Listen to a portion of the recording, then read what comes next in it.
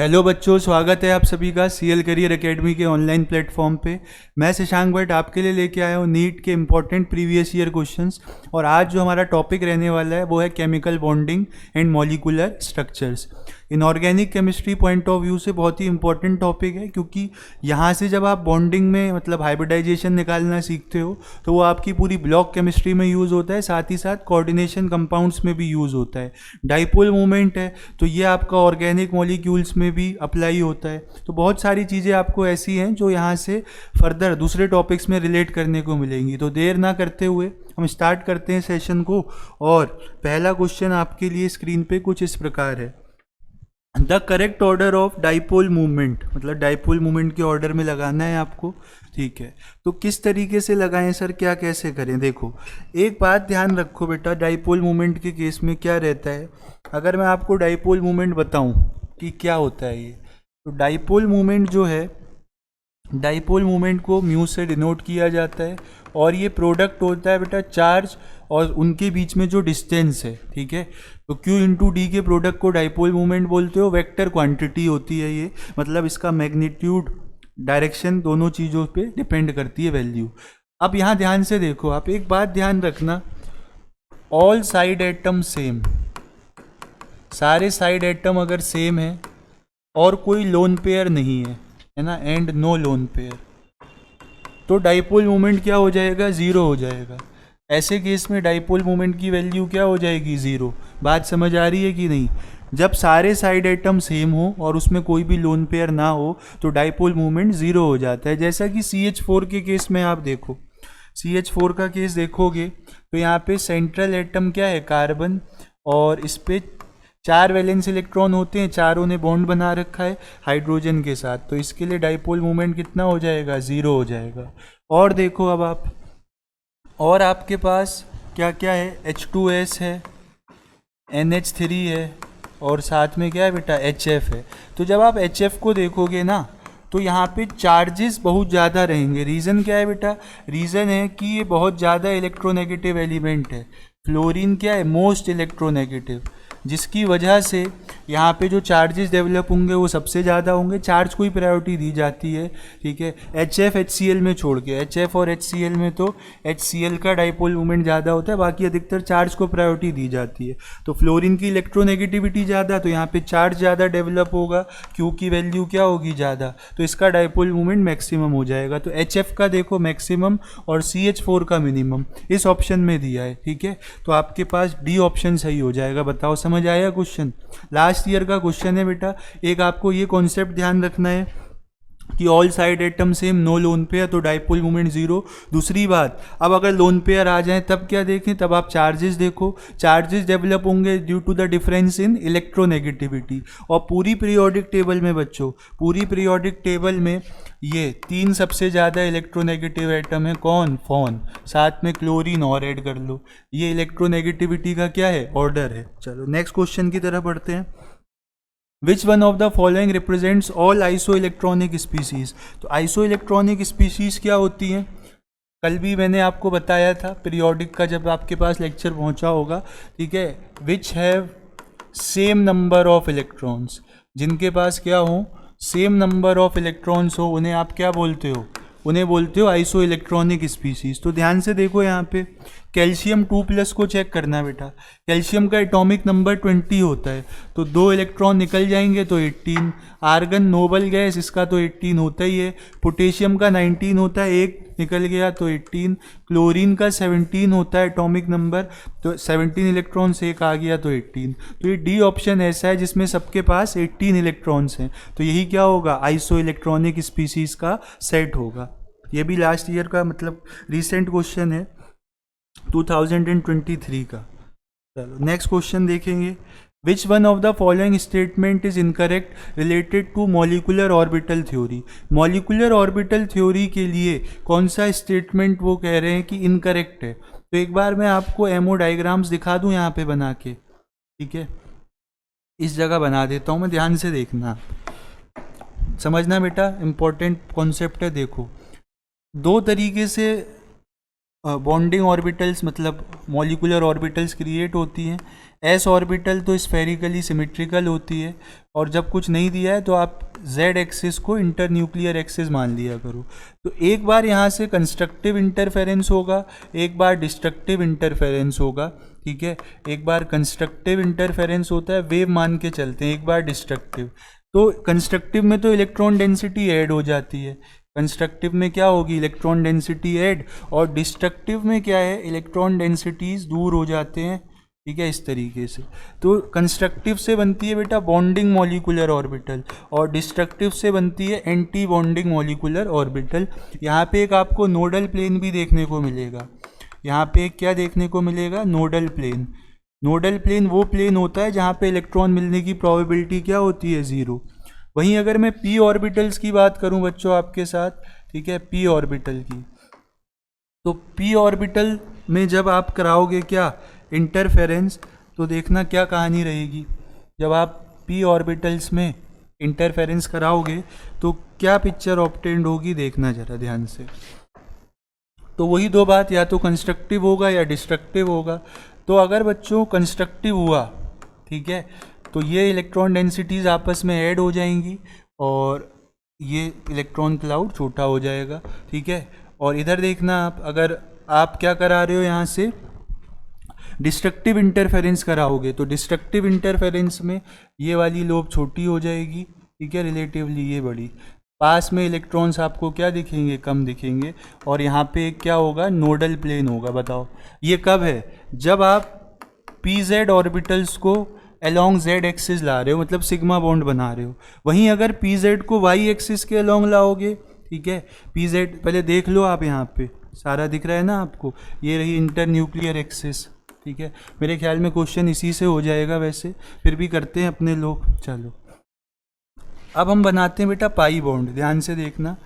अब हम बनाने जा रहे हैं पाई बॉन्ड, तो पी वाई ऑर्बिटल को लेके आ रहे हैं जेड एक्सिस के अलोंग। तो पाई बॉन्ड बनेगा, एक बार कंस्ट्रक्टिव इंटरफेरेंस होगा तो ये इलेक्ट्रॉन डेंसिटीज़ ऐड हो जाएंगी, ठीक है, कुछ इस प्रकार पिक्चर दिखेगी। एक बार डिस्ट्रक्टिव इंटरफेरेंस होगा तो यहाँ पे क्या होगा, इलेक्ट्रॉन डेंसिटीज़ दूर जाएंगी। आपको जैसा डी ऑर्बिटल दिखता है ना, कुछ उस टाइप का एंटी बॉन्डिंग मॉलिक्यूलर ऑर्बिटल दिखेगा।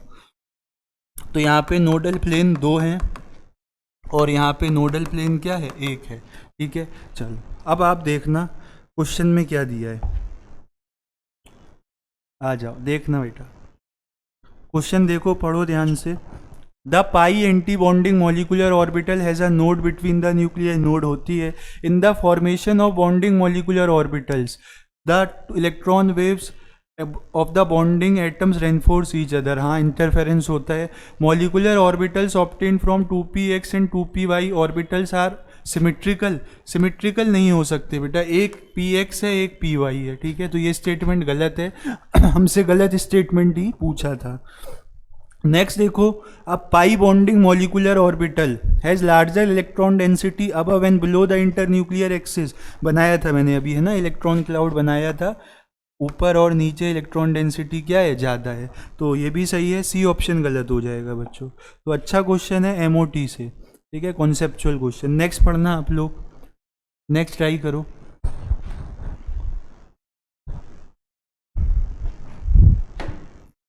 नेक्स्ट केमिकल बॉन्डिंग से कम एस ब्लॉक से ज़्यादा है।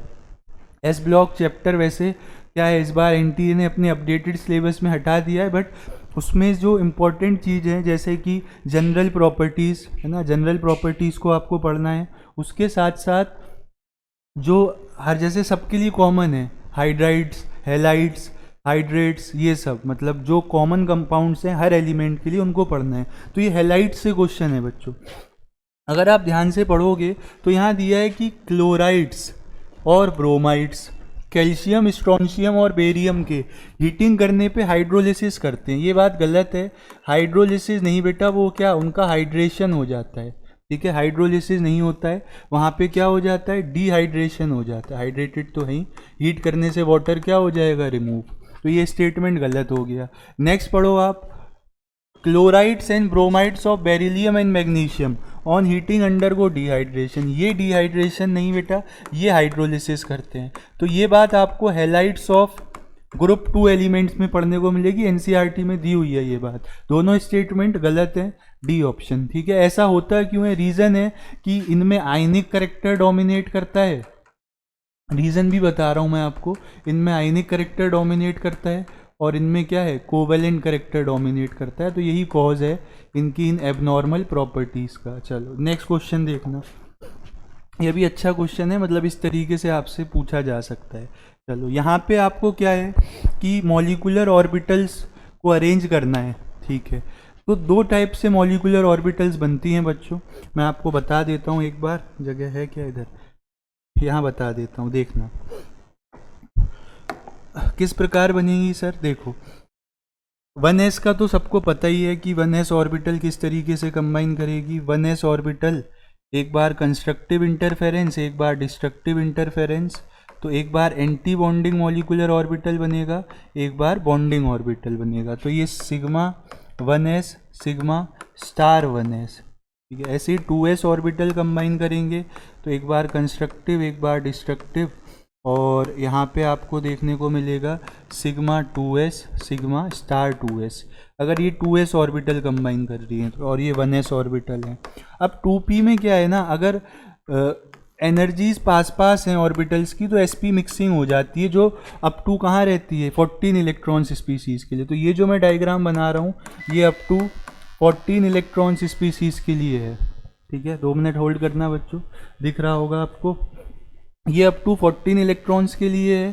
कैसे, देखो पहले तो पाई बॉन्ड रखेंगे यहाँ पे, उसके बाद फिर आपका सिग्मा बॉन्ड, और ऊपर वैसे ही चलता है, पहले पाई बॉन्ड फिर सिग्मा बॉन्ड। तो ये आप ध्यान रख लो, रीज़न भी इसका बताते हैं हम लोग डिटेल जब क्लास करते हैं कि ऐसा क्यों हुआ है, ठीक है। अभी के लिए sp मिक्सिंग हुई है, आप ध्यान रख लो। इनका नाम हो जाएगा पाई 2px बराबर पाई 2py, इसका नाम हो जाएगा सिग्मा 2pz, और इसका नाम pi star 2px pi star 2py, और इसका नाम सिग्मा स्टार 2pz, है ना। अबव 14 इलेक्ट्रॉन्स क्या होगा, अबव 14 इलेक्ट्रॉन्स बेटा ये जो है ना, ये आपस में अपनी पोजीशंस क्या कर लेंगे, चेंज कर लेंगे। अब आप देखना कौन सा ऑर्डर करेक्ट है, sigma 1s sigma star 1s, तो सब जगह रहेगा सिग्मा 2s सिग्मा, उसके बाद पाई पहले आ जाएगा बच्चों, उसके बाद पहले क्या आएगा, पाई आएगा। रीज़न है sp मिक्सिंग, ठीक है। लेकिन फिर उन्होंने वो दे रखा है, ये भी गलत लग रहा है, पाई के बाद सिग्मा, ये वाला सही है, ठीक है।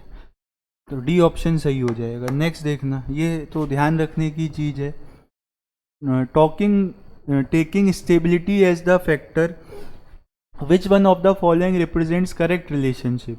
कौन सी रिलेशनशिप करेक्ट है बच्चों, बताना सोच के, स्टेबिलिटी चेक करनी है, बताओ। इनर्ट पेयर इफेक्ट का नाम सुना है आपने,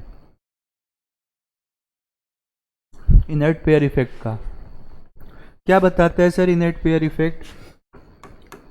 इनर्ट पेयर इफेक्ट में एक बात बताई गई है बच्चों, जो ये कहते हैं कि जैसे जैसे आप ग्रुप में नीचे आओगे तो लोअर ऑक्सीडेशन स्टेट्स की स्टेबिलिटी क्या होती है, इंक्रीज होती है। तो वही बात मैं आपको बता रहा हूँ यहाँ पे, down the group stability of lower oxidation state increases, ये क्या होती है, इंक्रीज होती है। तो ध्यान से देखना आप, ये बैगन आलू गाजर इन थैला थाली जैसा आपका मन है, ठीक है। देखो TL, तो वैसे इनका क्या है, ग्रुप 13 का इनकी जनरल +3 रहती है, बट इसका जो है वो +1 ज़्यादा स्टेबल होता है +3 से। रीज़न क्या है बेटा, इनर्ट पेयर इफेक्ट, मतलब जो हैवियर एलिमेंट्स में s इलेक्ट्रॉन्स होते हैं वो बॉन्डिंग में पार्टिसिपेट करने से मना कर देते हैं। ये बहुत अच्छा न्यूक्लियर चार्ज फील कर रहे होते हैं, कहते हैं भाई हमें कहीं ज़रूरत नहीं है। तो यहाँ देखो आप, यहाँ ये +1 में है और यहाँ ये +3 में, +1 वाला ज़्यादा स्टेबल, तो सी ऑप्शन सही हो जाएगा। इसी बार का क्वेश्चन है बच्चों, ठीक है। Inert pair effect one of the important topics है, बहुत सारी प्रॉपर्टीज़ को ये एक्सप्लेन करता है। Intermolecular forces are forces of attraction and repulsion between interacting particles that will include. तो यहाँ पे क्या है कि इसमें ना क्या बोलते हैं, फोर्सेस ऑफ अट्रैक्शन और रिपल्शन में आपका कोवेलेंट बॉन्ड काउंट नहीं होता है, ठीक है। यहाँ पे क्या काउंट नहीं होता है, कोवेलेंट बॉन्ड। और साथ ही साथ आयनिक बॉन्ड काउंट नहीं होता है। बाकी सब आप इनमें कंसीडर कर सकते हो, जैसे dipole dipole, dipole induce dipole, hydrogen bonding, dispersion forces, A B C E, है ना। ए बी सी ई क्या हो जाएंगे यहाँ पे, करेक्ट हो जाएंगे। B option will be the right answer. किसको कंसीडर नहीं करना है, कोवेलेंट बॉन्ड और आयनिक बॉन्ड को कंसीडर नहीं करना है, ध्यान रहेगी ये बात, ठीक है। नेक्स्ट क्वेश्चन देखना, क्लीन कर देते हैं इसको, चलो। मैच लिस्ट 1 विद लिस्ट 2, यहाँ पे आपको क्या है कि शेप्स को ध्यान रखना है, तो आपको स्टेरिक नंबर मेथड बहुत हेल्प करेगा।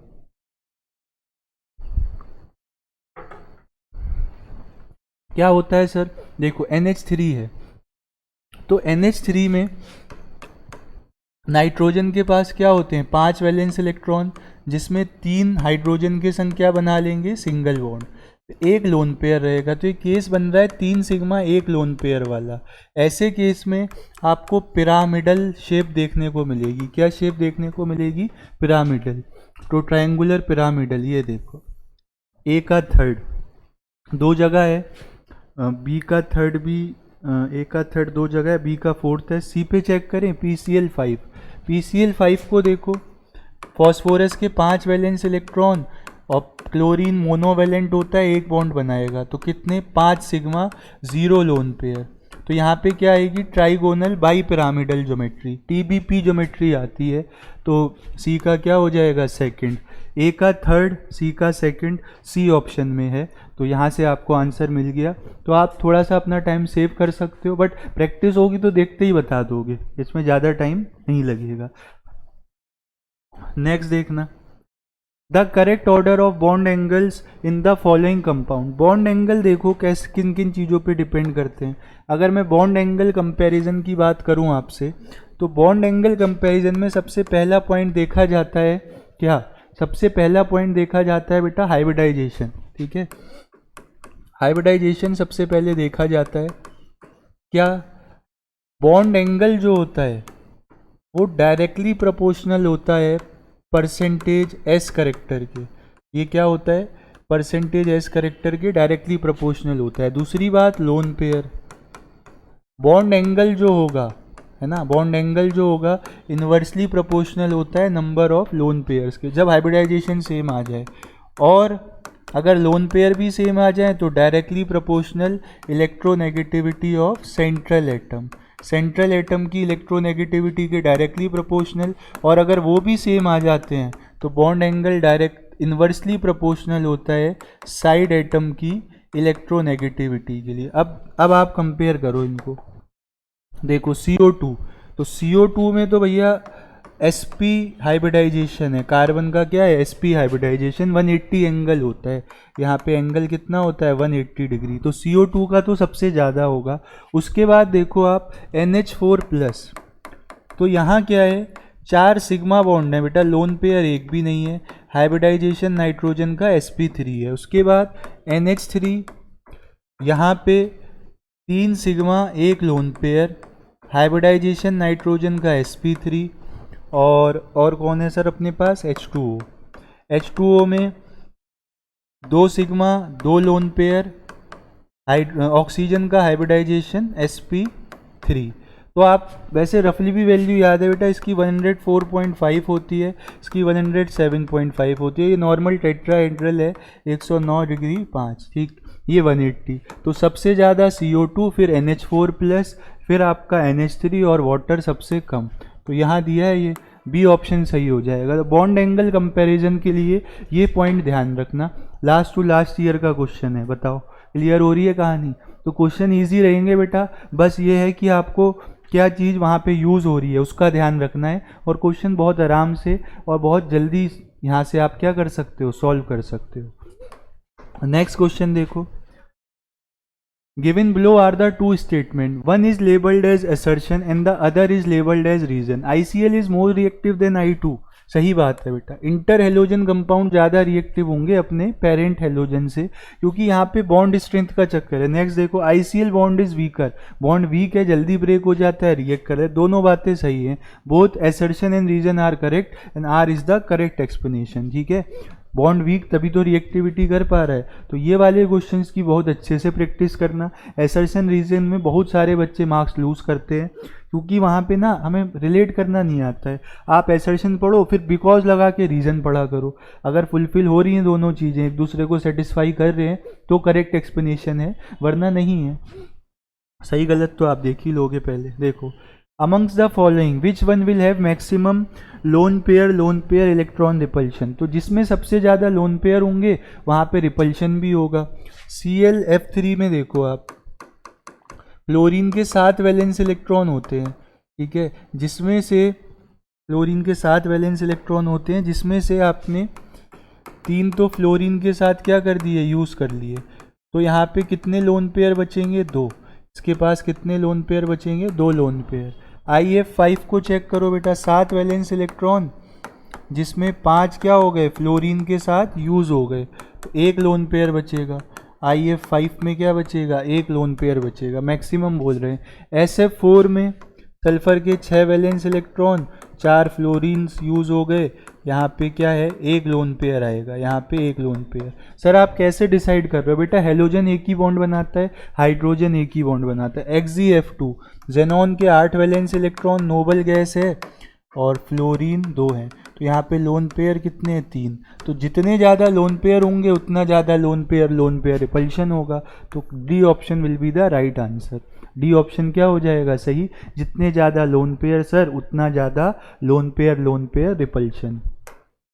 नेक्स्ट क्वेश्चन देखो, which amongst the following is incorrect statement. ठीक है, बॉन्ड ऑर्डर वाली बातचीत चल रही है, तो एक बात मैं आपको बता देता हूँ, ठीक है, आप डायरेक्ट बॉन्ड ऑर्डर निकाल लोगे। 14 जिसके पास इलेक्ट्रॉन है उसका बॉन्ड ऑर्डर हम क्या मानते हैं, 3, और एक एक इलेक्ट्रॉन कम करते चलो, हाफ हाफ से बॉन्ड ऑर्डर कम करते चलो। 2.5, 2.0, 1.5, 1.0, मतलब जैसे ही मैं 14 से आगे बढ़ रहा हूँ या पीछे आ रहा हूँ तो हाफ से बॉन्ड ऑर्डर की वैल्यू क्या हो रही है, कम हो रही है। ये बात आपको ध्यान रखनी है। यहाँ पे 2.5, 2.0, 1.5 चेक करो बेटा। O2 प्लस 16 होते 15 रह गए, 15 का 2.5 सही है। केवल O2 16, तो फिर कितने 2, ये भी सही है। O2 माइनस एक बढ़ गया 17, 1.5 ये भी सही है। O2 2 माइनस 18, 1 ये भी सही है। तो ये स्टेटमेंट तो सही है। Next, C2 molecule has 4 electrons in its 2 degenerate pi molecular orbitals. तो बनाना पड़ेगा बच्चों, देखो C2 12 इलेक्ट्रॉन स्पीसीज है, तो नीचे क्या आएगा आपका, पाई वाला आएगा, फिर सिग्मा, ठीक है, फिर पाई, ऊपर तो वही रहता है सिग्मा। कितने भरने हैं, 2p2 होता है कार्बन, तो 1 2 1 2, टोटल भरने 4, 1 2 3 4। तो पाई बॉन्डिंग के पास 2 डीजेनरेट पाई मॉलिकुलर में कितने इलेक्ट्रॉन्स बता रहे हैं, 4, ये भी सही बात है।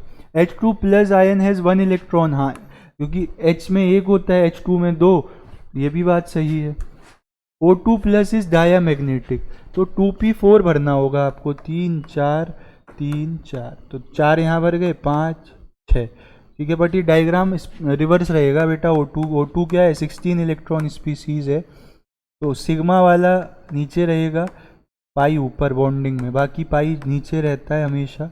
तो भरने कितने, 8, 1 2 3 4 5 6 7 8, ठीक है। डायामैग्नेटिक कह रहे हैं, नहीं भैया, ये कैसा होता है, पैरामैग्नेटिक होता है, तो डी ऑप्शन गलत हो जाएगा। सर मैग्नेटिज्म कैसे डिसाइड किया आपने, बेटा अगर अनपेयर्ड इलेक्ट्रॉन्स हैं तो पैरामैग्नेटिक और सारे इलेक्ट्रॉन्स पेयर्ड हैं तो डायामैग्नेटिक, ऐसे हम मैग्नेटिज्म डिसाइड करते हैं।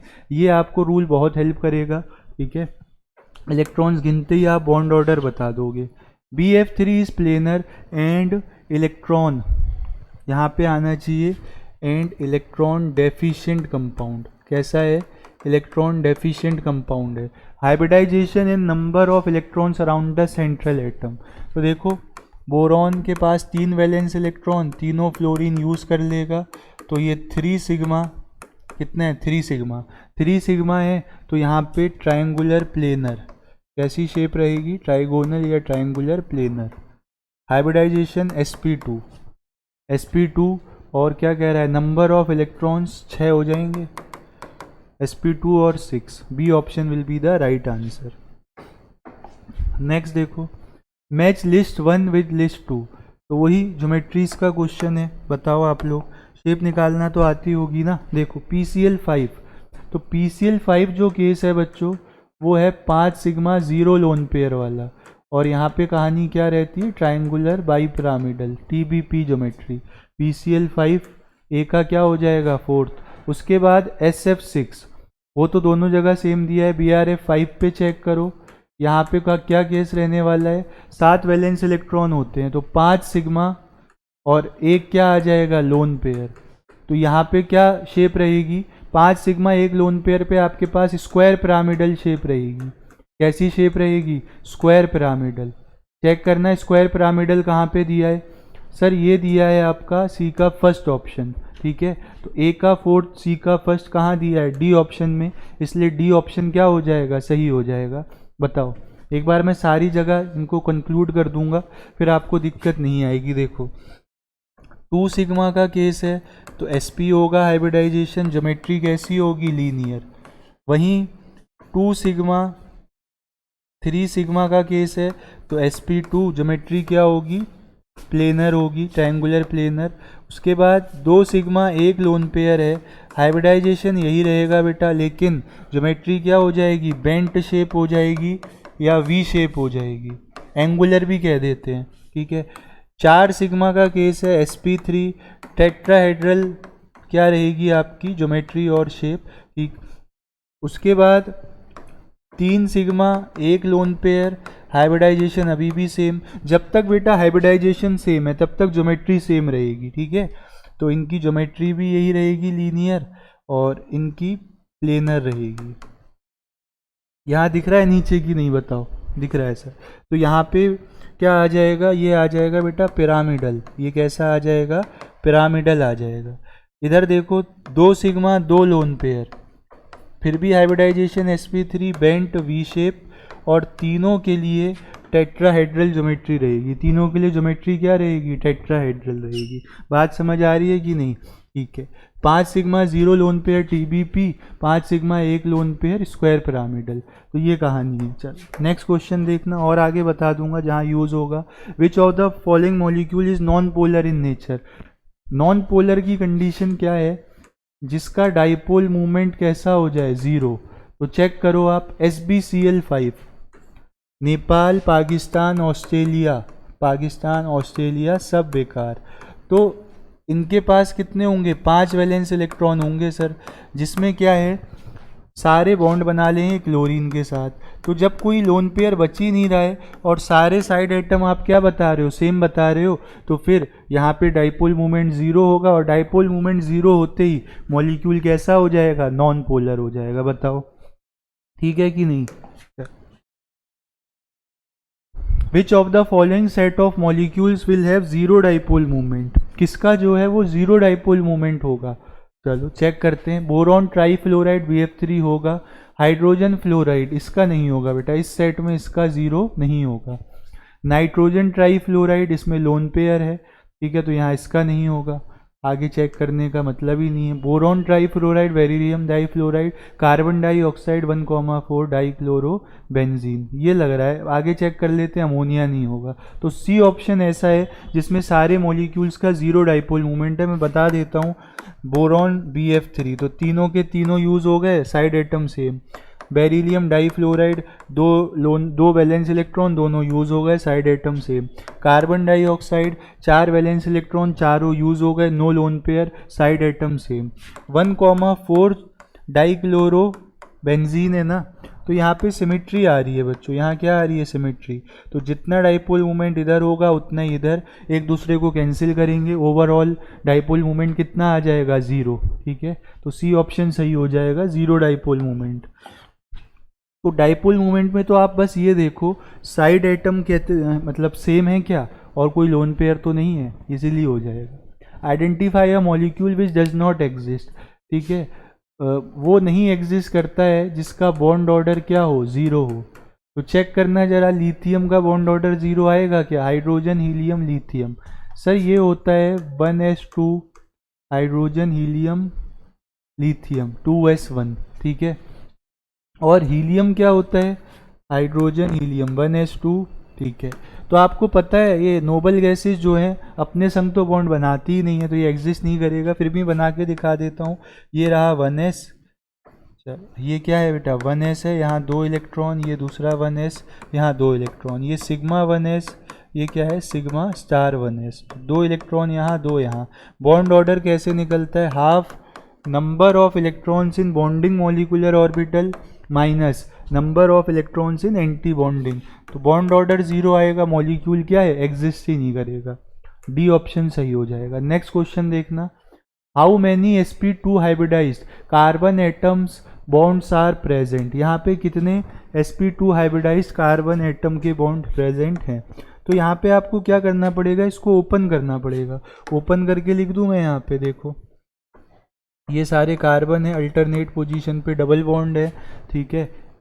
उसके बाद कार्बन, ट्रिपल बॉन्ड कार्बन, यहाँ जब आप देखोगे तो ओपन करोगे तो ये नज़र आएगा। एक बात ध्यान रख लेना बच्चों, क्या बात सर, सिग्मा बॉन्ड काउंट होते हैं, है ना। जब सिंगल बॉन्ड है तो 1 सिग्मा, डबल है तो 1 सिग्मा 1 पाई, ट्रिपल दे रखा है तो 1 सिग्मा 2 पाई। पहले सिग्मा बॉन्ड बनता है ऑलवेज, ठीक है। तो हमसे पूछा क्या sp2, बेंजीन के सारे कार्बन sp2 होते हैं, बेंजीन के सारे कार्बन क्या होते हैं sp2। ये कार्बन बेटा sp है, ये sp, ये 2 सिग्मा है, ठीक है। चलो इसको देखना, सिग्मा सिग्मा सिग्मा, ये कैसा है sp2, बताओ बात समझ आ रही है। तो 6 और 1 7 कार्बन ऐसे हैं बेटा जिनके पास क्या है sp2 कार्बन है। उसके बाद कह रहा है कि following pi, how many sp2 hybridized carbon atom bonds are present in the following, and pi bond पूछ रहा है क्या। अगर पाई बॉन्ड पूछ रहा है अब तो 1 2 3 4 5 6 कितने हो जाएंगे, 6 हो जाएंगे। अगर बेटा यहाँ पे पाई बॉन्ड पूछा गया है ना, तो देख लो आप, 1 पाई बॉन्ड, 2 3 4 5 और एक यहाँ पे 6, तो 6 पाई बॉन्ड और 7 कार्बन ऐसे जो sp2 हाइब्रिडाइज्ड है। कोविड वाले फेज में दोबारा जब एग्ज़ाम हुआ था तब ये क्वेश्चन आपसे पूछा गया था, ठीक है। ये वो साल है जब हम बीएससी फाइनल ईयर में थे, तो मैं साथ साथ आपको बताते रहता हूँ, है ना, अपना भी हालचाल। हालचाल क्या सर, आप तो वो बता रहे हो कि आप कौन से क्लास में थे, ठीक, तो हम कॉलेज में थे बेटा।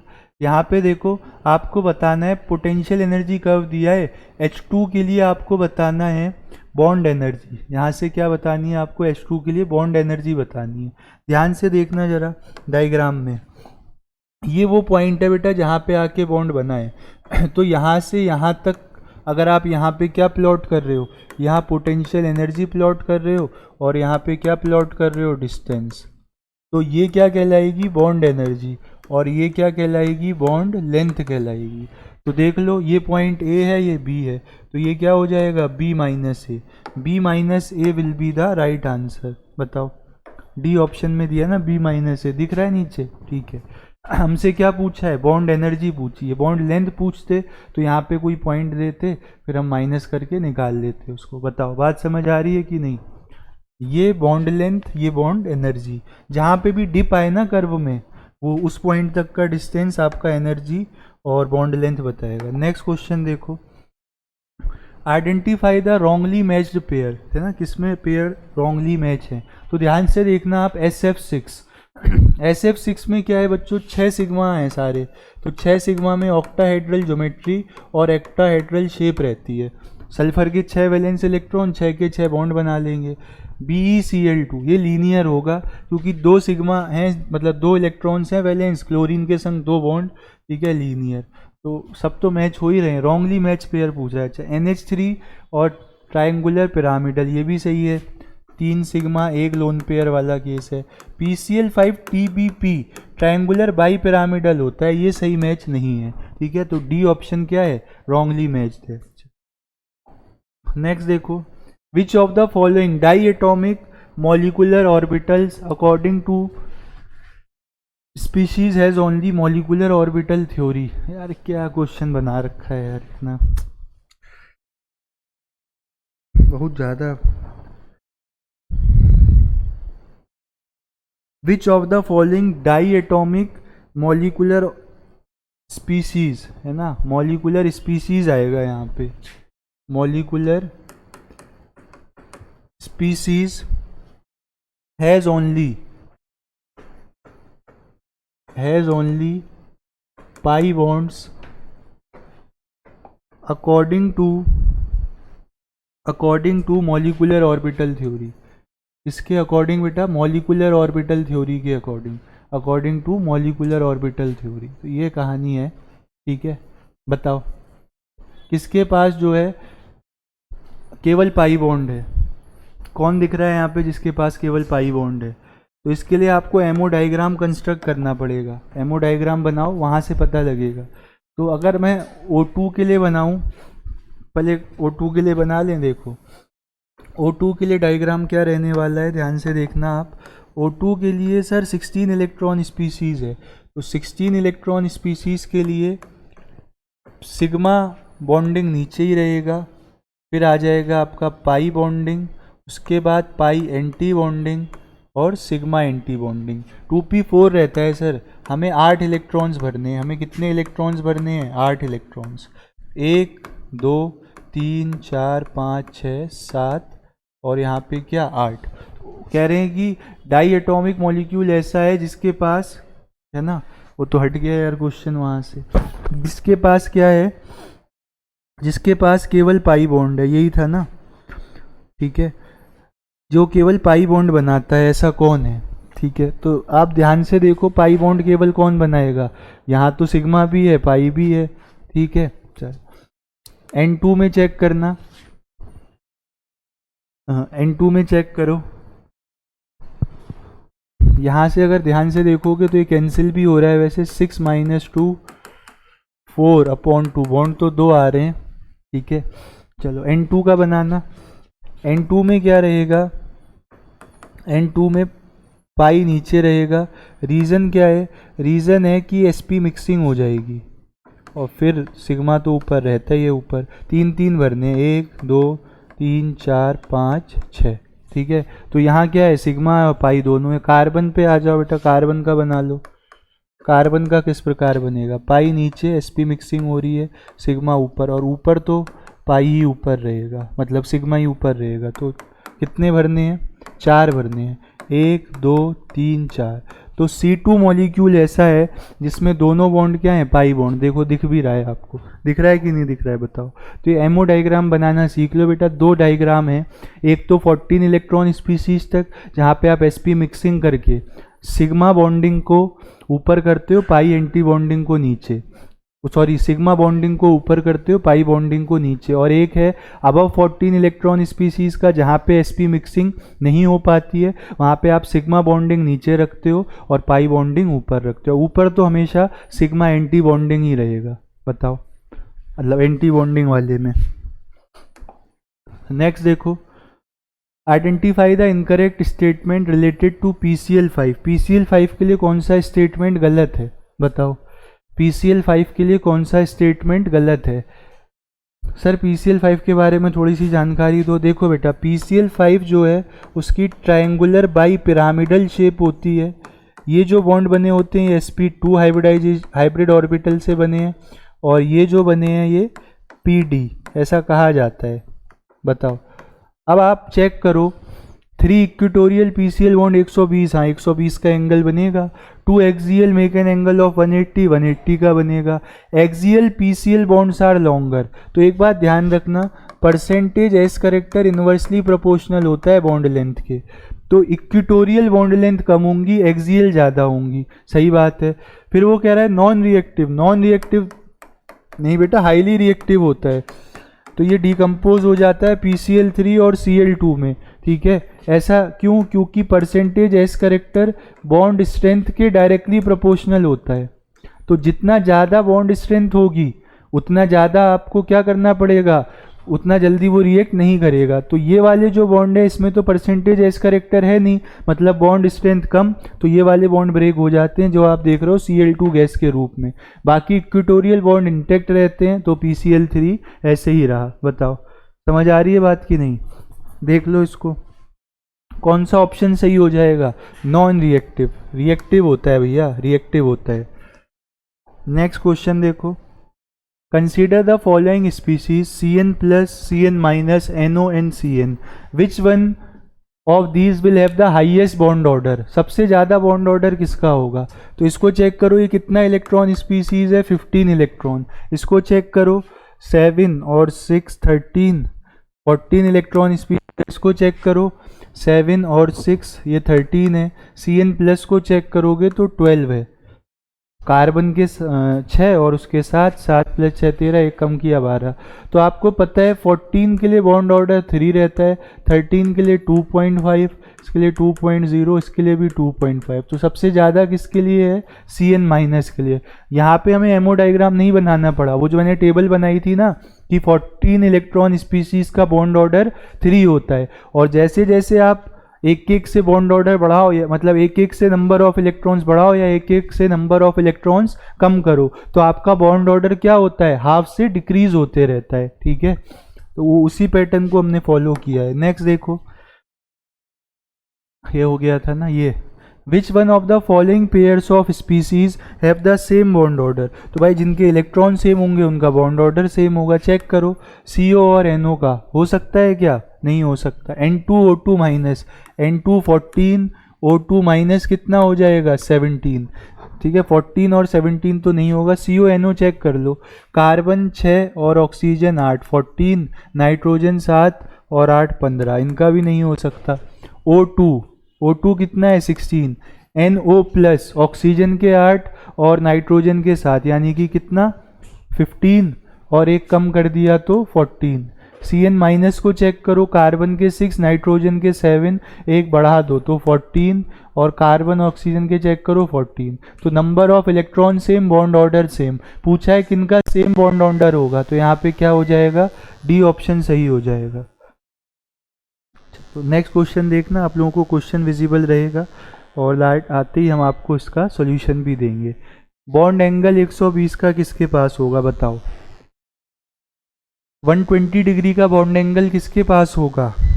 सर जिसके पास ट्रायंगुलर प्लेनर ज्योमेट्री होगी, जिसके पास क्या होगी? ट्रायंगुलर प्लेनर ज्योमेट्री होगी, उसका बॉन्ड एंगल कितना होगा? 120 का होगा। तो ध्यान से देखो आप, BCl3, इसके पास 3 सिग्मा बॉन्ड होते हैं, ट्रायंगुलर प्लेनर ज्योमेट्री ही होती है यहाँ पे आपको क्या ज्योमेट्री देखने को मिलती है? Triangular planar. और किस तरीके से दिखेगा? कुछ इस प्रकार। ठीक है, एंगल कितना हो जाएगा? 120 डिग्री का। BCl3 will be the right answer. Next question देखना, which one of the following ions is not tetrahedral in shape. कौन टेट्राहेड्रल शेप में नहीं है? तो टेट्राहेड्रल में वो नहीं होगा बेटा जिसका हाइब्रिडाइजेशन sp3 ना हो। टेट्राहेड्रल वाले sp3 होते हैं। तो ध्यान से चेक करो आप, NH4 प्लस रहेगा टेट्राहेड्रल। ठीक है, उसके बाद BF4 माइनस, यानी कि बोरॉन 3 एक आ गया, ये भी टेट्राहेड्रल। यहाँ पे क्या है कि इलेक्ट्रॉन्स की पेयरिंग हो जाएगी। अमोनिया जो है स्ट्रॉन्ग फील्ड लिगेंड होता है, इलेक्ट्रॉन्स की पेयरिंग कराएगा। कॉपर के पास फिर d ऑर्बिटल वैकेंट रहेगी, यहाँ हाइब्रिडाइजेशन होगा DsP2, और इसकी शेप कैसी हो जाएगी? Square planar. तो ये अगर आपसे अभी नहीं हुआ कोई दिक्कत नहीं है, अगर आपका क्लास 11th में हो और इस क्वेश्चन को अटेम्प्ट कर रहे हो तो, क्योंकि यहाँ पे थोड़ा सा कोऑर्डिनेशन केमिस्ट्री का टच आ गया है। इसको आप क्लास 12th में फर्स्ट बुक के लास्ट चैप्टर में पढ़ते हो, और ड्रॉपर में बैच में हो तो ज़रूर आपको यार ये क्वेश्चन आना चाहिए। ठीक है, मल्टीपल कॉन्सेप्ट यूज़ हो गए, हाइब्रिडाइजेशन तो ये भी है, और ज्योमेट्री किससे आती है? स्ट्रक्चर किससे आता है? हाइब्रिडाइजेशन की हेल्प से। ठीक है, नेक्स्ट क्वेश्चन देखना, which of the following pairs of species is not isostructural. Isostructural मतलब जिनकी सेम शेप ना हो, जिनकी सेम शेप ना हो वो क्या होते हैं? आइसोस्ट्रक्चरल होते हैं। तो ध्यान से देखो आप लोग, कौन सा नज़र आ रहा है आपको? मैं सबकी शेप बताता हूँ आपको। BrO3 माइनस, ब्रोमीन के 7 वैलेंस इलेक्ट्रॉन, एक और आ गया 8, तो ये बन रहा है बेटा 3 सिग्मा 1 लोन पेयर वाला केस। तो ये कैसी होगी? पिरामिडल होगी। इसकी शेप कैसी होगी? पिरामिडल। XeO3 की चेक करो, जेनॉन के 8 वैलेंस इलेक्ट्रॉन, 6 यूज हो गए, जिसमें से 3 सिग्मा 1 लोन पेयर, तो ये भी कैसा है? पिरामिडल है। ठीक है, ये आंसर नहीं हो सकता। नेक्स्ट देखो आप, ICl4 माइनस, तो आयोडीन के 7 वैलेंस इलेक्ट्रॉन, एक और आ गया, 8 हो गए, 4 सिग्मा 2 लोन पेयर का केस, उसके बाद XeF4, तो ये क्या होगा 4 सिग्मा 2 लोन पेयर का केस। यहाँ पे भी क्या है, सेम शेप रहेगी, ClO3 माइनस, ClO3 माइनस। तो ध्यान से देखो आप, क्लोरीन के 7 वैलेंस इलेक्ट्रॉन, एक माइनस चार्ज, 8 हो गए, 6 जिसमें से यूज हो जाएंगे 3 सिग्मा 3 पाई की तरह। तो ये 3 सिग्मा एक लोन पेयर वाला केस है। अगला देखो CO3 2 माइनस, तो यहाँ कार्बन के 4 वैलेंस इलेक्ट्रॉन 2 और आ गए, 6, 6 के 6 यूज होंगे, 3 सिग्मा 3 पाई, लोन पेयर नहीं है, तो इन दोनों की शेप क्या हो जाएगी, अलग हो जाएगी। ये आपका रहेगा बेटा पिरामिडल, और ये कैसा रहेगा, प्लेनर रहेगा। बताओ, अलग अलग शेप आ गई ना, तो यही क्या होगा, आपका आंसर होगा। तो ये सब चीज़ें ना पढ़ने के लिए बेटा टाइम, हम PYQ डिस्कस कर रहे हैं, तो जो जो चीज़ यूज़ हो रही है वो मैं बताता चल रहा हूँ, लेकिन एक सीक्वेंस जो आता है वो क्लास में ही आ पाता है जब आप टॉपिक वाइज चीज़ों को पढ़ते हो, ठीक है। तो वो बहुत जल्दी हम आपके लिए फास्ट ट्रैक कोर्स लेके आएंगे, और बाकी अगर आपने पढ़ रखा है तो उनको आप यहाँ पे चीज़ों को टेस्ट कर सकते हो। विच of the following hydride has the largest bond angle, तो बॉन्ड एंगल कंपैरिजन के मैंने आपको तरीके बता दिए थे। यहाँ पे सारे क्या हैं, हाइड्राइड्स हैं, मतलब सेंट्रल एटम सेम है, साइड एटम सेम है, सेंट्रल एटम क्या है, अलग अलग है। तो आपको पता है जो बॉन्ड एंगल होता है, बॉन्ड एंगल डायरेक्टली प्रोपोर्शनल होता है electronegativity of central atom. Bond angle क्या होता है, directly proportional electronegativity of central atom के। और down the group, old style से टीपो, डाउन द ग्रुप क्या होती है, इलेक्ट्रोनेगेटिविटी डिक्रीज होती है, तो यहाँ पे बॉन्ड एंगल भी क्या हो जाएगा, डिक्रीज हो जाएगा। ऑक्सीजन H2O का बॉन्ड एंगल सबसे ज़्यादा रहेगा। बाकी ड्रैगोस कंपाउंड भी आप पढ़ते हो तो देखते हो कि इनमें हाइब्रिडाइजेशन ही नहीं होता है ना, 90 प्लस माइनस 2-3 इतना बॉन्ड एंगल रहता है इनका। नेक्स्ट क्वेश्चन देखना, which of the following compound shows the presence of intramolecular hydrogen bond, तो ये आपको सेलुलोज में देखने को मिलेगा, क्योंकि सेलुलोज में with in the same molecule, with in the same molecule आपको हाइड्रोजन भी अवेलेबल है और ऑक्सीजन भी अवेलेबल है। तो ये क्या करेंगे, हाइड्रोजन बॉन्ड बनाने के लिए इनको हेल्प करेंगे। H concentrated acid nitric acid होगा HNO3, ठीक है, तो ये दूसरे मॉलिक्यूल के साथ बनाएंगे। H2O2 भी क्या है, दूसरे मॉलिक्यूल के साथ, और HCN भी दूसरे मॉलिक्यूल, सेलुलोज, ठीक है। डिस्टेंस डिपेंडेंट होता है ना, अब डिस्टेंस ज़्यादा हो गया तो वेंडरवॉल फोर्सेस ऑपरेट वहाँ पे अच्छे से नहीं कर पाएंगी। नेक्स्ट देखो, in which of the following molecules all atoms are coplanar, coplanarity की कंडीशन देख लो आप। कोप्लेनर का मतलब होता है सेम प्लेन में, और सेम प्लेन में कब होंगे, जब उसका हाइब्रिडाइजेशन क्या हो, sp2 हो। भाई अभी बताया था ना, 3 सिग्मा वाले केस में sp2 हाइब्रिडाइजेशन होता है, ज्योमेट्री ट्रायंगुलर प्लेनर आती है, मतलब सारे एटम क्या होंगे, एक ही प्लेन में होंगे, सारे एटम क्या होंगे, एक ही प्लेन में होंगे। चेक कर लो आप, किसमें सारे कार्बन, किसमें सारे कार्बन sp2 हैं, ध्यान से देखना। 2 बेंजीन रिंग है बेटा, इनमें सब में क्या है, सारे कार्बन sp2, यहाँ सारे कार्बन sp3 हैं, यहाँ तो हो नहीं सकता, यहाँ भी सारे कार्बन sp3 हैं, यहाँ ये कार्बन sp3 हैं, ये sp2 हैं। तो हम चाहते थे कि सारे कार्बन कैसे हों, sp2 हो, तो वो A ऑप्शन में ही है, A ऑप्शन इसलिए क्या हो जाएगा, सही हो जाएगा। नेक्स्ट क्वेश्चन देखना, among the following which one is a wrong statement, कौन सा स्टेटमेंट बेटा गलत है। तो SeF4 ओल्ड स्टाइल से टीपो हैव सेम शेप, नहीं भैया, SeF4 कैसे हो जाएगा, 4 सिग्मा एक लोन पेयर, तो ये तो सीसॉ शेप्ड आता है, ठीक है, रॉन्ग स्टेटमेंट, यही रॉन्ग हो गया। और चेक कर लो, I3 plus has bend geometry, तो ये आ जाएगा आपका 2 सिग्मा 3 लोन पेयर वाला, सही है ये तो। PH5 and BCl5 do not, क्या कहना चाह रहे हैं, नेपाल पाकिस्तान ऑस्ट्रेलिया सब बेकार, डू नॉट हैव, क्वेश्चन ही अधूरा छोड़ रखा है यार। क्या है क्वेश्चन, क्वेश्चन है BH5 and BiCl5 do not exist. Do not exist. क्या कह रहे हैं? Do not exist. चल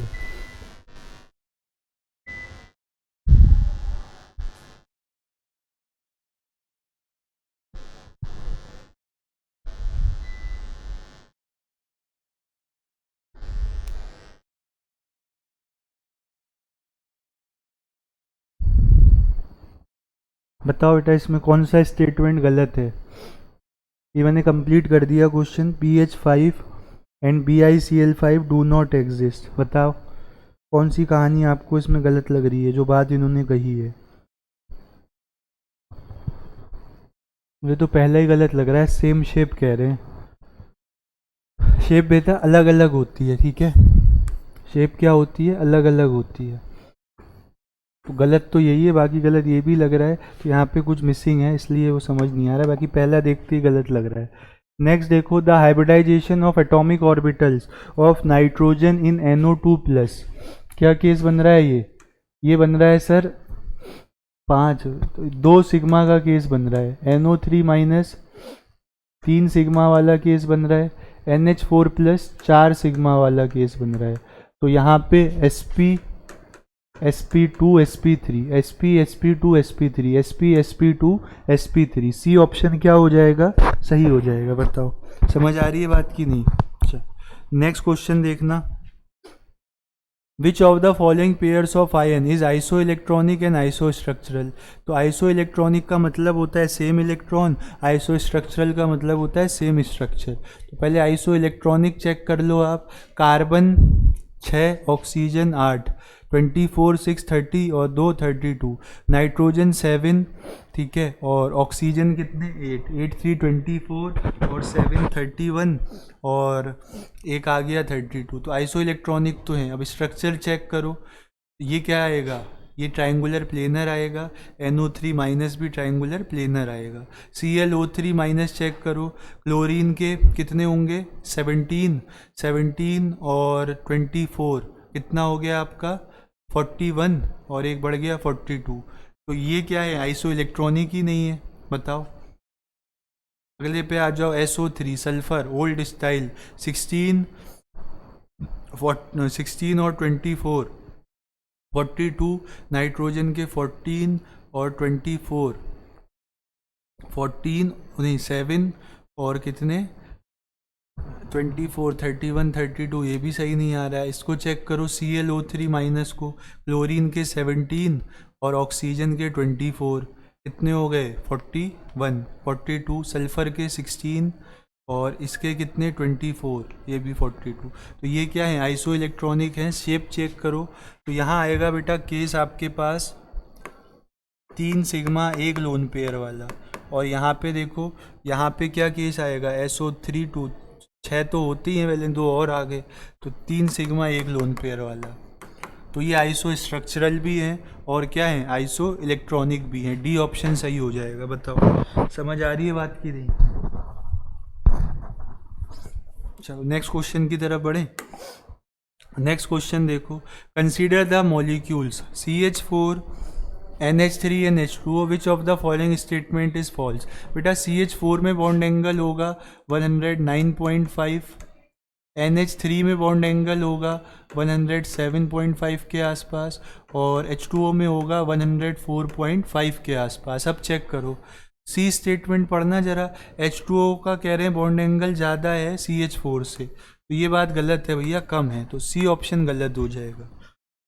नेक्स्ट क्वेश्चन देखो, predict the correct order among the following. सबसे ज़्यादा लोन पेयर रिपल्शन होता है, फिर लोन पेयर बॉन्ड पेयर, और सबसे कम बॉन्ड पेयर। तो lone pair bond pair. B option सही हो जाएगा इसमें। तो थ्योरेटिकल क्वेश्चन है। नेक्स्ट बताओ आप लोग, स्टेबिलिटी का ऑर्डर बताना है। स्टेबिलिटी का ऑर्डर बताओ। स्टेबिलिटी जो रहती है ना बच्चों, स्टेबिलिटी जो रहती है वो डायरेक्टली प्रोपोर्शनल रहती है बॉन्ड ऑर्डर के। स्टेबिलिटी क्या है? बॉन्ड ऑर्डर के डायरेक्टली प्रोपोर्शनल रहती है। अब चेक कर लो, O2 का 16 इलेक्ट्रॉन्स हैं तो इसका बॉन्ड ऑर्डर कितना होगा 2। O2 प्लस के पास कितने इलेक्ट्रॉन्स हैं 15, इसका बॉन्ड ऑर्डर क्या होगा 2.5। O2 2 प्लस भी है कहीं पे नहीं। O2 माइनस के पास 17 इलेक्ट्रॉन्स, बॉन्ड ऑर्डर कितना होगा 1.5। ठीक है, O2 2 माइनस के पास O2 2 माइनस के पास बॉन्ड ऑर्डर इलेक्ट्रॉन कितने 18, तो बॉन्ड ऑर्डर कितना होगा इसके पास 1 रहेगा। ठीक है, तो आप चेक करो, देखो बताओ सबसे ज़्यादा बॉन्ड ऑर्डर कहाँ पे है O2 प्लस में, तो O2 प्लस की स्टेबिलिटी सबसे ज़्यादा होगी, बी ऑप्शन में दिया है। सबसे कम बॉन्ड ऑर्डर कहाँ है O2 में, O2 2 माइनस में, तो सबसे कम यहाँ पे रहेगी, ये दिया हुआ है। ठीक है, बी ऑप्शन सही हो जाएगा। नेक्स्ट क्वेश्चन देखो, the total number of pi bond electrons clearly visible है। ठीक है, यहाँ पे पाई बॉन्ड इलेक्ट्रॉन्स पूछे हैं बेटा, मैं फिर से सही से बना देता हूँ, ध्यान से देखना आप किस प्रकार दिया है। ये carbon double bond carbon H, फिर यहाँ कार्बन है, ये डबल बॉन्ड है, और यहाँ क्या लगा हुआ है H, यहाँ पे H लगा हुआ है, ये डबल बॉन्ड है, यहाँ CH3 लगा है, यहाँ CH3 लगा है, यहाँ H लगा है, और यहाँ कार्बन डबल बॉन्ड CH2 लगा है, और यहाँ पे CH3, यहाँ CH3। अब पूछा गया है पाई बॉन्ड इलेक्ट्रॉन्स कितने हैं, तो एक पाई बॉन्ड है, पाई बॉन्ड अलग कलर से कर दूँ, देखना, एक पाई बॉन्ड, 2 3 4, कितने पाई बॉन्ड नज़र आ रहे हैं बेटा 4, और 4 दूनी 8, 8 इलेक्ट्रॉन्स क्या होंगे पाई बॉन्ड इलेक्ट्रॉन्स होंगे। बताओ समझ आ रही है बात की नहीं। ठीक है, नेक्स्ट क्वेश्चन देखना, which of the following pairs of ions are iso electronic and iso structural, अभी तो किया था ये, डी ऑप्शन सही हो जाएगा। नेक्स्ट देखो, maximum bond angle at nitrogen is present in which of the following, bond angle मैंने आपको चेक करना बताया है, ध्यान से देखो आप, हाइब्रिडाइजेशन चेक करो जरा, यहाँ कितना आ रहा है, यहाँ पे आएगा सर एक कम हो गया 4, तो sp आएगा, यहाँ देखना sp2 आएगा, यहाँ चेक करो ऑड इलेक्ट्रॉन स्पीसीज है, ये क्या है आपके पास ऑड इलेक्ट्रॉन स्पीसीज है। NO2 माइनस को चेक करोगे तो भी क्या आएगा, NO2 माइनस को चेक करोगे तो मेरे ख्याल में आपका आना चाहिए NO2 माइनस, तो sp2 ही आएगा, 5 और एक 6, तो 2 सिग्मा 1 लोन पेयर sp2। यहाँ केस बन रहा है 2 सिग्मा 1 लोन पेयर वाला, यहाँ केस बन रहा है बेटा 3 सिग्मा, यहाँ केस क्या बनेगा 2 सिग्मा वाला बन रहा है। ठीक है, और यहाँ पे आप sp रखो, लीनियर शेप रखता है ये, तो हमसे कह रहे बॉन्ड एंगल मैक्सिमम कहाँ पे होगा, तो जितना ज़्यादा परसेंटेज एस करेक्टर उतना ज़्यादा बॉन्ड एंगल, तो बच रहे हैं आपके पास ये ऑप्शन, उसमें भी जितने ज़्यादा लोन पेयर है ना उतना कम बॉन्ड एंगल, तो यहाँ पे लोन पेयर है ही नहीं, बी ऑप्शन, बी ऑप्शन में क्या होगा मैक्सिमम बॉन्ड एंगल होगा। बात समझ आ रही है कि नहीं। नेक्स्ट क्वेश्चन देखना, which of the following molecule has the maximum dipole movement, तो मैक्सिमम डाइपोल मूवमेंट से क्या समझते हो, इसका तो ज़ीरो ही है, इनका क्या है 0, इसका भी 0। NH3 और NF3 का कंपैरिजन बच्चों NCERT में भी करवा रखा है, यहाँ पे लोन पेयर और बॉन्ड पेयर्स का डाइपोल मूवमेंट क्या रहता है सेम डायरेक्शन में रहता है। वहीं अगर आप NF3 में बात करोगे तो NF3 में क्या है अपोजिट रहेगा, बॉन्ड पेयर्स का डाइपोल मूवमेंट अलग, लोन पेयर्स का अलग, तो इसलिए ओवरऑल NH3 का डाइपोल मूवमेंट ज़्यादा होता है, NH3 is the right answer. Next देखो आप, विच one of the following species has planar triangular shape, तो जिसके पास बेटा 3 सिग्मा बॉन्ड होंगे वही होगा। चेक करो NO3 माइनस, यहाँ पे 3 सिग्मा है, यहाँ क्या है 2 सिग्मा 1 लोन पेयर, लिख के देखना पड़ेगा आपको, यहाँ पे क्या है 2 सिग्मा, और यहाँ ये भी लीनियर ही रहता है। ठीक है, तो NO3 माइनस। नेक्स्ट देखो, which of the following organic compound has same hybridization as its combustion product. ठीक है, किसका हाइब्रिडाइजेशन सेम आएगा उसके कंबशन प्रोडक्ट से, तो देखो CO2 में हाइब्रिडाइजेशन चेक करो आप, sp रहता है, तो जो एल्काइन होगा ना उसमें भी कार्बन कैसा रहेगा sp हाइब्रिडाइज रहेगा। नेक्स्ट देखना, which of the following is a polar molecule. तो पोलर आप कैसे चेक करते हो? पोलर ऐसे चेक करते हो कि जिसका डाइपोल मोमेंट ज़ीरो ना हो। पोलर किसे कहते हो? जिसका डाइपोल मोमेंट ज़ीरो ना हो, वो क्या होता है? पोलर। तो चेक करो आप, इसका डाइपोल मोमेंट ज़ीरो है, SF4 का नॉन ज़ीरो है, इसका भी डाइपोल मोमेंट ज़ीरो है, और यहाँ सिमेट्री के कारण ज़ीरो होगा। स्क्वायर प्लेनर शेप होगी तो सिमेट्रिकल है, ये कैंसिल हो जाएंगे, लोन पेयर्स का भी कैंसिल हो जाएगा, तो इसलिए ये भी कैसा है? ज़ीरो। तो SF4 कैसा होगा? पोलर मॉलिक्यूल होगा। तो पोलैरिटी के बहुत सारे क्वेश्चंस थे। नेक्स्ट देखो, which of the following is electron deficient. भाई जिस सेंट्रल एटम के पास क्या हो? 8 से कम इलेक्ट्रॉन हो, हैविंग लेस देन 8 इलेक्ट्रॉन्स, उसे क्या कहा जाता है? इलेक्ट्रॉन डेफिशिएंट कहा जाता है। तो ध्यान से देखो आप लोग, कौन लग रहा है आपको इलेक्ट्रॉन डेफिशिएंट? PH3 को चेक करना, ये रहा सर PH3, और इसके पास एक क्या रहेगा? लोन पेयर रहेगा। तो यहाँ 1 2 3 4 5 6 7 8 कंप्लीट है ये। तो CH3 होल ट्वाइस भी कंप्लीट ही लग रहा है अपने को, ठीक है। इलेक्ट्रॉन डेफिशिएंट फिर किस बेसिस पे बोल रहे हैं? ये CH3 ट्वाइस कर रखा है ना, चेक करा जाए एक बार क्वेश्चन। BH3 कह रहे हैं कहीं पे, किसी ऑप्शन में BH3 दिख रहा है आपको? किसी क्वेश्चन में BH3 दिख रहा है? दिया तो नहीं है यार, है ना। ये तो सारे इलेक्ट्रॉन प्रिसाइज हैं, ये सारे क्या हैं? इलेक्ट्रॉन प्रिसाइज हैं, तो इनमें से तो कोई नहीं है। चलो नेक्स्ट क्वेश्चन देखना, which of the following is paramagnetic. जिसके पास क्या हो? अनपेयर्ड इलेक्ट्रॉन हो, वो पैरामैग्नेटिक रहेगा। तो आप चेक कर लो, CO, ठीक है। CO क्या हो गया? कार्बन के पास कितने इलेक्ट्रॉन? कार्बन के पास होगा सर, कार्बन के पास होगा 6, ऑक्सीजन के पास 8, 14। तो 14 का डायग्राम कैसे बनेगा? 14 के डायग्राम में पाई नीचे रहेगा, सिग्मा बॉन्डिंग ऊपर, और ऊपर तो सिग्मा एंटी बॉन्डिंग रहता ही है। तो कितने भरने हैं सर हमें? 14। कार्बन का 2p2, ऑक्सीजन का 2p4, 6, 1 2 3, ठीक है। यहाँ तो ज़्यादा भर दिए सर आपने, यहाँ इतने नहीं भर, यहाँ तो 2 भरने थे, कार्बन मान रहे हो तो, ठीक है। और यहाँ पे 4, 1 2 3 4, 6 भरने, 1 2 3 4 5 6। ये तो क्या है? डायामैग्नेटिक है।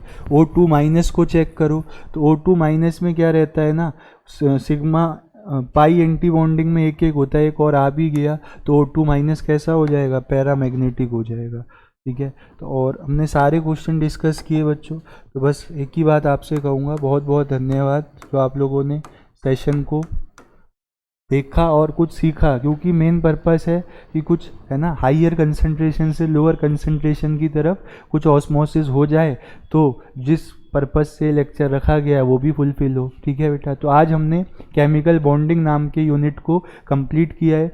नेक्स्ट क्लास में हम स्टेट्स ऑफ मैटर तो अब हट चुका है, फिर उसके बाद क्या? थर्मोडायनेमिक्स लेके आएंगे, और उसमें कुछ न्यूमेरिकल पोर्शंस भी होंगे। तो आप अपने फॉर्मूलाज को रिवाइज करना अगर आप सीक्वेंस को फॉलो कर रहे हो। और ऑलरेडी हम 4 चैप्टर कर चुके हैं, some basic concepts of chemistry, structure of atom, periodic classification और केमिकल बॉन्डिंग। तो हमने एक बेसिक पार्ट कवर किया, अब हम फिजिकल केमिस्ट्री के कोर टॉपिक्स पे आएंगे, जो कि क्या है? थर्मोडायनेमिक्स। तो थर्मोडायनेमिक्स के साथ मिलेंगे बच्चों नेक्स्ट लेक्चर में। तब तक पढ़ाई करते रहो, नीट का फॉर्म फिल कर देना, रजिस्ट्रेशन ओपन है, एंड मोमेंट तक वेट नहीं करना और तैयारी में लग जाओ, चाहे आप 12th क्लास में हो या फिर आप ड्रॉपर बैच में हो। 12th में हो तो जो बोर्ड्स में चैप्टर आ रहे हैं उनको साथ साथ कंप्लीट करते चलो, और ड्रॉपर हो तो सारा आपको कवर करना ही है, ठीक है। थैंक यू बेटा, मिलेंगे नेक्स्ट क्लास में। Thank you very much.